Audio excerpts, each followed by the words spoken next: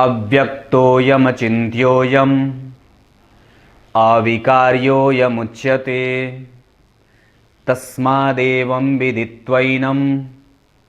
नानुशोचितुमर्हसि।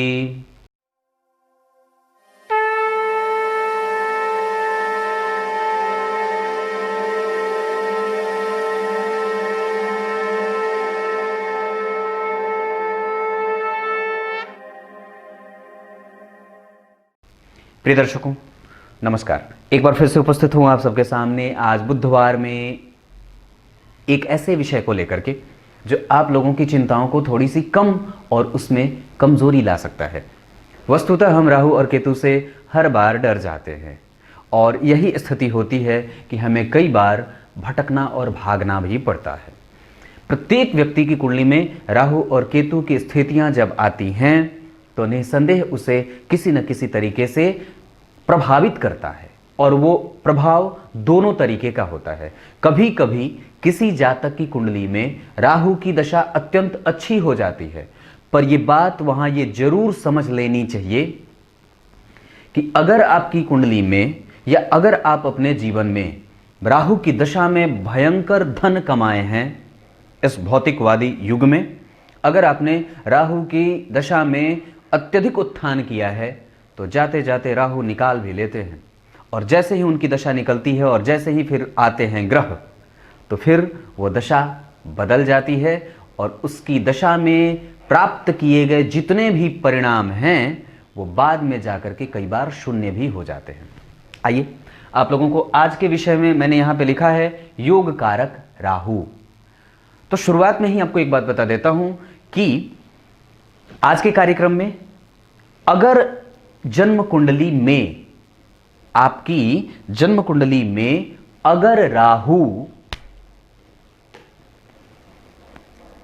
जो भी लग्न बनता हो, जिस किसी भी लग्न की बात करते हैं, यहां पे प्रत्येक लग्न के बारे में यही विचार करनी है बात कि अगर राहु का संबंध केंद्र के चारों घर के अधिपति के साथ, ध्यान से समझिएगा यह सबसे बड़ी बात है कि आपकी कुंडली में कब राहु योग कारक हो जाते हैं और वो अपनी दशाओं में महत्वपूर्ण और वो ग्रह जिसके साथ वो बैठे हैं उसकी दशा में ये राहु आपको अच्छा परिणाम देने वाला हो जाता है। देखनी है बात कि आपकी कुंडली में वो लग्न के अधिपति के साथ, चतुर्थ के अधिपति के साथ, सप्तम के अधिपति के साथ और दशम के अधिपति के साथ अगर बैठे हों या फिर त्रिकोण के अधिपति के साथ या त्रिकोण के अधिपति के साथ अगर या तो इन्हीं भावों में या फिर सिर्फ इन्हीं भावों में बैठे हों तो ये राहु की दशा आपके लिए सामान्य से बेहतर जाती है और ऐसी स्थिति में ये राहु योग कारक हो जाते हैं। यहां पे एक बात और बता दूं कि आपकी कुंडली में अगर लग्नेश के साथ उनकी स्थिति केंद्र में बन रही हो या चतुर्थ में या लग्न में या सप्तम में या दशम में या त्रिकोण या त्रिकोण यानी कि नवम या पंचम में बन रही हो और अगर लग्नेश उनके साथ बैठे हों पर शत्रु के घर में ना बैठे हों या फिर वो अच्छी स्थिति में जा रहे हों जहां वो अपने नवांश में बैठे हों या मित्र के नवांश में बैठे हों और साथ ही साथ वो जन्म कुंडली में सूर्य के साथ अगर उनकी स्थिति बन रही हो और साथ में राहु की स्थिति भी बन रही हो तो वो सूर्य से अस्त ना होते हो। ये बात सिर्फ लग्नेश को देखना है। जैसे यहां पे मान लीजिए चंद्रमा लग्न के अधिपति बने, आपकी कुंडली में मान लीजिए यहां पे जो अंक लिखा हो उस अंक के अधिपति मान लीजिए पंचम भाव में राहु के साथ बैठे हैं और साथ ही साथ वहां सूर्य भी बैठ गए। तो अगर लग्न के अधिपति सूर्य के साथ बैठे हों और अगर वो अस्त हो रहे हों डिग्री में सूर्य से तो ऐसी स्थिति में आपको वो परेशान करेंगे, पर यहां पे राहु का परिणाम कमजोर हो जाएगा और फिर वो आपकी कुंडली में जहां सूर्य को ग्रहण दोष भी पैदा करेगा वहीं आपकी कुंडली के लग्नेश को भी कमजोर करेगा। बात सिर्फ इतनी समझनी है कि अगर राहु लग्नेश के साथ चतुर्थेश, सप्तमेश और दशमेश के साथ या त्रिकोण भाव के अधिपति यानी कि पंचम भाव के अधिपति और नवम भाव के अधिपति के साथ स्थिति में बनते हों या बैठे हों तो ये राहु योग कारक हो जाते हैं। ऐसा इसलिए होता है क्योंकि अगर राहु केंद्र में बैठ जाते हैं तो वो केंद्र के अधिपति हो जाते हैं। जिस राशि में बैठे हों उस राशि के सदृश उनका व्यवहार हो जाता है, और अगर वो त्रिकोण में बैठ जाते हैं तो वो त्रिकोणपति की तरह व्यवहार करने वाले हो जाते हैं। अब यहां पे आपको एक बात और समझ लेनी चाहिए कि जिस भी राशि में राहु बैठे हैं, लग्न में, चतुर्थ में, सप्तम में, दशम में या नवम में या पंचम में, उस राशि के अधिपति के पास अपना बल होना चाहिए। वो राशि का अधिपति कहीं से भी अस्त, कमजोर, मृतप्राय या नीच का न होता हो। अगर जैसे ही लग्न के अधिपति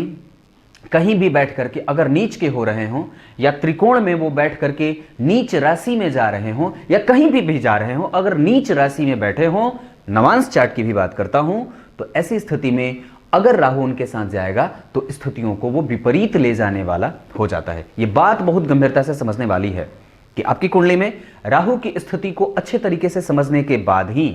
उसके परिणामों को बताना और उसके फलादेश को करना चाहिए, क्योंकि सामान्यतया हमारे दिमाग में राहु और केतु को लेकर के ये बात हमेशा ही कंफ्यूजन वाली हो जाती है। और यहां पे एक बात और बता दूं कि अगर वो स्थिति की लग्न के अधिपति के साथ अगर चतुर्थ में राहु बैठे हों तो वो निसंदेह आपको भ्रमित भी करते हैं, पर वो सुख भी देने वाले होते हैं। अगर वो लग्न के अधिपति के साथ दशम में बैठे हों तो मास लेवल पे, बहुत बड़े लेवल पे व्यक्ति जनता का प्रतिनिधित्व करता है और कैरियर के क्षेत्रों में बहुत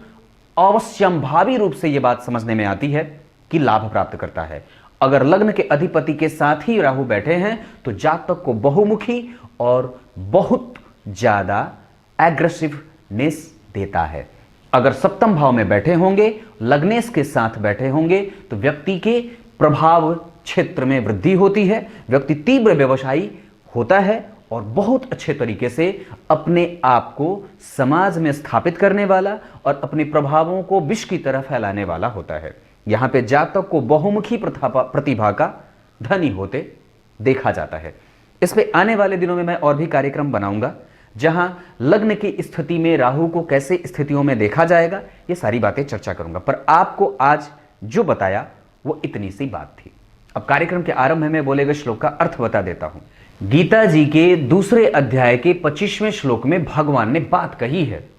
और बड़ी अजीब बात है।